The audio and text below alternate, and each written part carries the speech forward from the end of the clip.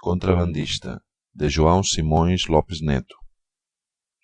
Batia nos 90 anos o corpo magro, mas sempre teso, do Jango Jorge, que foi capitão de uma maloca de contrabandistas que fez cancha nos banhados do Ibirocaí. Esse gaúcho desabotinado levou a existência inteira a cruzar os campos da fronteira, à luz do sol, no desmaiado da lua, na escuridão das noites, na serração das madrugadas. Ainda que chovesse reiunos acolherados ou que ventasse como por alma de padre, nunca roubou, nunca perdeu atalho, nunca desandou cruzada. Conhecia as querências pelo faro. Aqui era o cheiro do açota-cavalo florescido, lá o dos trevais, o das guabirobás rasteiras, do capim-limão, pelo ouvido. Aqui cancha de graxaíns, lá os pastos que ensurdecem ou estalam no casco do cavalo. Adiante o chape-chape, noutro ponto o areão. Até pelo gosto ele dizia parada, porque sabia onde estavam águas salobres e águas leves, com sabor de barro ou sabendo a limo. Tinha vindo das guerras de outro tempo. Foi um dos que peleou na batalha de Ituzaingo. Foi do esquadrão do general José de Abreu e sempre que falava do anjo da vitória, ainda tirava o chapéu, numa abraçada larga, como se cumprimentasse alguém de muito respeito numa distância muito longe. Foi sempre um gaúcho quebralhão e despilchado sempre por ser muito de mãos abertas. Se numa mesa de primeira ganhava uma ponchada de balastracas, reunia a gurizada da casa, fazia pi, pi, pi, pi, como para galinhas e semeava as moedas, rindo-se do formigueiro que a miuçalha formava, catando as pratas no terreiro. Gostava de sentar um laçaço num cachorro, mas desses laçaços de apanhar a paleta à virilha e puxado a valer, tanto que o bicho que o tomava, ficando entupido de dor e lumbeando-se, depois de disparar um pouco, é que gritava num caim, caim, caim de desespero. Outras vezes, dava-lhe para armar uma jantarola, e sobre o fim do festo, quando já estava tudo meio entropigaitado, puxava por uma ponta de toalha lá vinha, de tirar ao seco, toda a triquitanda dos pratos e copos e garrafas e restos de comidas e caldas dos doces. Depois garganteava a chuspa e largava as onças para as unhas do bolicheiro, que aproveitava o vento e lhe echava contas de gran capitão. Era um pagodista. Aqui, há poucos anos, coitado, pousei no arranchamento dele. Casado ou de outro jeito, estava afamilhado. Não nos víamos desde muito tempo. A dona da casa era uma mulher mocetona ainda, bem parecida e muito presenteira. De filhos, uns 3 matalotes já emplumados e uma mocinha, por acaso uma moça, que era o Santo Antoninho onde te porei daquela gente toda. E era mesmo uma formosura, e prendada, muito habilidosa. Tinha andado na escola e sabia botar os vestidos esquisitos das cidadãs da vila. E noiva, casadeira já era. E deu o caso que, quando eu posei, foi justo pelas vésperas do casamento. Estavam esperando o noivo e o resto do enxoval dela. O noivo chegou no outro dia, grande alegria. Começaram os aprontamentos, e como me convidaram com gosto, fiquei pro festo. O Jango Jorge saiu na madrugada seguinte, para ir buscar o tal enxoval da filha. Aonde não sei. Parecia-me que aquilo devia ser feito em casa, à moda antiga, mas, como cada um manda no que é seu, fiquei verdeando à espera, e fui dando um ajutório na matança dos leitões e no tiramento dos assados com couro. Nesta terra do Rio Grande sempre se contrabandeou, desde antes da tomada das missões. Naqueles tempos, o que se fazia era sem malícia, e mais por divertir e acoquinar as guardas do inimigo. Uma partida de guascas montava a cavalo, entrava na banda oriental e arrebanhava uma ponta grande de guariços, abanava o poncho e vinha a meia rédea. Apartava-se a potrada e largava-se o resto. Os de lá faziam conosco a mesma coisa. Depois era com gados que se tocava a trote e galope, abandonando os açorianos. Isto se fazia por despique dos espanhóis e eles se pagavam desquitando-se do mesmo jeito. Só se cuidava de negaciar as guardas do Cerro Largo em Santa Tecla, no Aedo. O mais era várzea. Depois veio a Guerra das Missões. O governo começou a dar seis-marias e uns quantíssimos pesados foram-se arranchando por essas campanhas desertas. E cada um tinha que ser um rei pequeno. e aguentar-se com as balas, as lunares e os chifarotes que tinha em casa. Foi o tempo do manda quem pode, e foi o tempo que o gaúcho, o seu cavalo e o seu facão, sozinhos, conquistaram e defenderam estes pagos.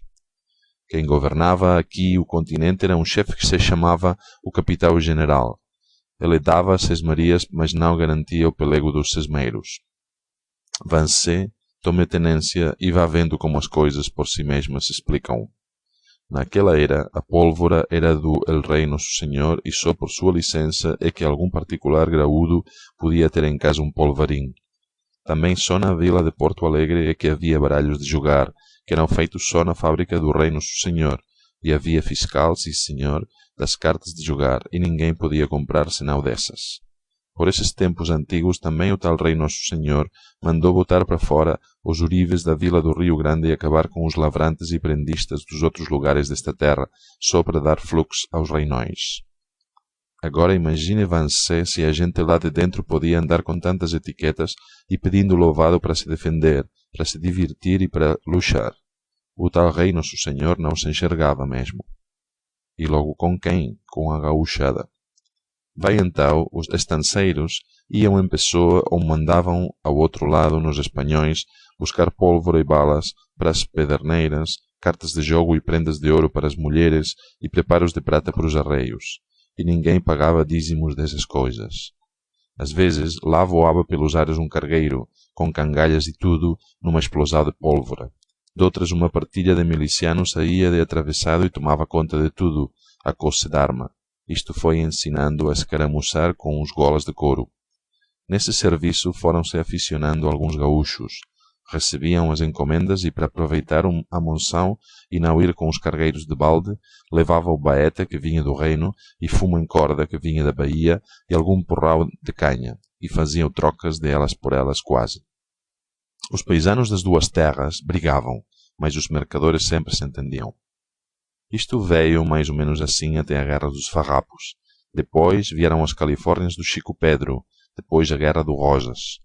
Aí inundou-se a fronteira da província de espanhóis e gringos emigrados. A coisa então mudou de figura. A estrangeirada era mitrada, na regra, e foi quem ensinou a gente de cá a mergulhar e ficar de cabeça enxuta.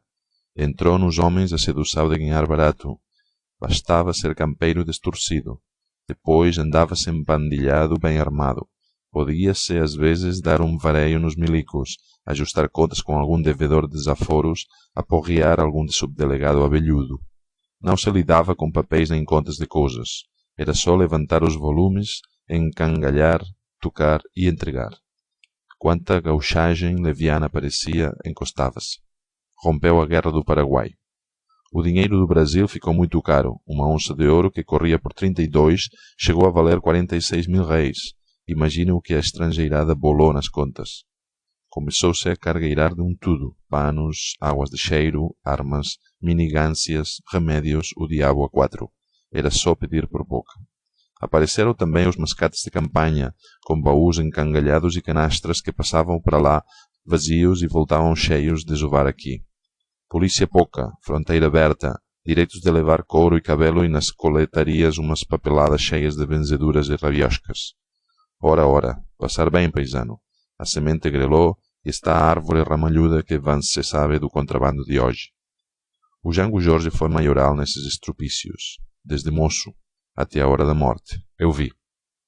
Como disse na madrugada, véspera do casamento, o Jango Jorge saiu para ir buscar o enxoval da filha. Passou o dia, passou a noite. No outro dia, que era o do casamento, até de tarde, nada. Havia na casa uma gentama convidada. Da vila, vizinhos, os padrinhos, autoridades, moçada. Havia de se dançar 3 dias. Corria o amargo e copinhos de licor de putiá. Roncavam cordeonas no fogão, violas na ramada, uma caixa de música na sala. Quase ao entrar do sol, a mesa estava posta, vergando ao peso dos pratos enfeitados. A dona da casa, por certo traquejada, nessas bolandinhas do marido, estava sossegada, ao menos ao parecer. Às vezes mandava um dos filhos ver se o pai aparecia, na volta da estrada, encoberta por uma restinga fechada de arvoredo. Surdiu de um quarto o noivo, todo no trinque, de colarinho duro e casaco de rabo. Houve caçoadas, ditérios, elogios. Só faltava noiva, mas essa não podia aparecer, por falta do seu vestido branco, dos seus sapatos brancos, do seu véu branco, das suas flores de laranjeira que o pai fora buscar e ainda não trouxera. As moças riam-se, senhoras velhas cochichavam. Entardeceu. Nisto correu voz que a noiva estava chorando. Fizemos uma algazarra e ela, tão boazinha, veio à porta do quarto, bem penteada, ainda num vestidinho de chita de andar em casa, e pôs-se a rir para nós, para mostrar que estava contente. A rir, sim, rindo na boca, mas também a chorar lágrimas grandes, que rolavam devagar nos olhos pestanudos. E rindo e chorando estava, sem saber porquê, rindo e chorando, quando alguém gritou do terreiro: "Aí vem o Jango Jorge com mais gente." Foi um buzerio geral.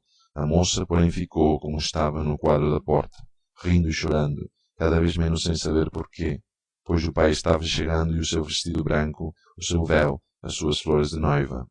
Era já fusco-fusco. Pegaram a acender as luzes. E nesse mesmo tempo parava no terreiro a comitiva, mas num silêncio, tudo. E o mesmo silêncio foi fechando todas as bocas e abrindo todos os olhos. Então vimos os da comitiva descerem de um cavalo, o corpo entregue de um homem, ainda de pala enfiado. Ninguém perguntou nada, ninguém informou de nada. Todos entenderam tudo, que a festa estava acabada e a tristeza começada. Levou-se o corpo para a sala da mesa, para o sofá enfeitado que ia ser o trono dos noivos. Então um dos chegados disse: "A guarda nos deu em cima, tomou os cargueiros, e mataram o capitão, porque ele avançou sozinho para a mula ponteira e suspendeu um pacote que vinha solto, e ainda o amarrou no corpo. Aí foi que o crivaram de balas, parado, os ordinários. Tivemos que brigar para tomar o corpo." Assim a dona mãe da noiva levantou o balandrão do Jango Jorge, desamarrou o embrulho, abriu. Era o vestido branco da filha, os sapatos brancos, o véu branco, as flores de laranjeira. Tudo numa plastada de sangue. Tudo manchado de vermelho. Toda a alvura daquelas coisas bonitas como que bordada de colorado num padrão esquisito de feitios estrambóricos, como flores de cardo solferim esmagadas a casco de bagual. Então rompeu o choro na casa toda. Fim do conto O Contrabandista, de João Simões Lopes Neto.